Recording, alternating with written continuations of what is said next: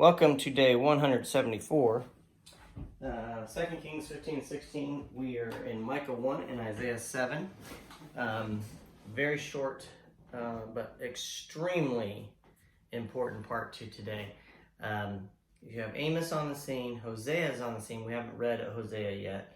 And you have Micah and Isaiah on the scene now. So you have these four prominent prophets that are coming in, and we're about 700 BC, 700 plus BC, and the first exile is about to happen. Now, they're fighting amongst themselves and destroying each other and killing each other, and some armies are taking some away, they were releasing them, but eventually the whole part of Israel gets taken back, gets exiled, and then Judah gets exiled.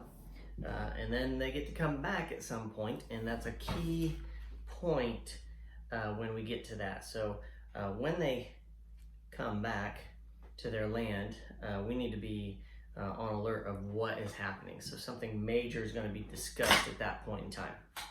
Okay, but right now they're still in their land. So the kings, 2 points today. The kings, you have Jotham comes on the scene, and then Ahaz, his son, comes on the scene. And for the first time in Judah, we have a king, Ahaz, who is not pleasing in the Lord's sight. All the Israel kings did what wasn't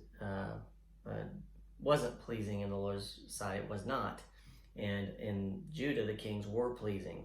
But now we have Ahaz, who is not pleasing to the Lord. So finally, we're getting into the kings, all of the country being led astray. That's important from that. Isaiah 7.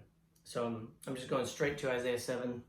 This is important. Hopefully you read this and it caught your attention. We talked about this briefly yesterday. Sorry. It says, Isaiah sent, and he says,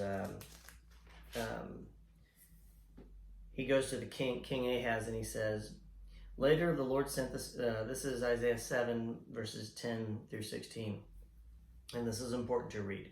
Later the Lord sent this message to King Ahaz. Ask the Lord your God for a sign, a confirmation. Ask the Lord your God for a sign. Wow, that'd be awesome. You know, anything you want. Make it as difficult as you want, he says. As high as heaven or as deep as the place of the dead. So Isaiah has been told to go and tell the king, ask for any kind of sign, anything. He could have said anything. The king refused. No, he said, I will not test the Lord like that. Then Isaiah he's upset, and he says, listen well, you royal family of David. Isn't it enough to exhaust you in patience? Must you exhaust the patience of my God as well? All right then, the Lord himself will give you the sign. Look, the virgin will conceive a child. She will give birth to a son and will call him Emmanuel, which means God is with us. By the time this child is old enough to choose what is right and reject what is wrong, he will be eating yogurt and honey. All right. And verse 16, for before the child is that old, the lands of the two kings you fear so much will both be deserted. So this is 700 years plus before Christ, and he's making this prophecy. Just for your own personal information, the Dead Sea Scrolls were discovered, and this book of Isaiah was discovered, and it's dated back to 200 years before Christ. So that's our hard physical evidence of proof that the prophecy was before the time of Christ, and this is all about Christ. So a virgin, Mary, will conceive a child, Jesus. And then it also says in here, by the time the child is old enough to choose what is right and reject what is wrong. So he still comes to earth as a baby and has to be weaned just like a baby does. Okay? And that's the point behind that. And then finally he gets to the point where he understands what's right and wrong. And then the rest of the story is played out. So Isaiah 7 is an extremely important part to understand about the prophecy of Christ. And we are 700 years plus before Christ. There will be an exile. They'll be allowed to come back. Something major will be important about that, which leads us to understand when Israel will return in May 15th, 1948.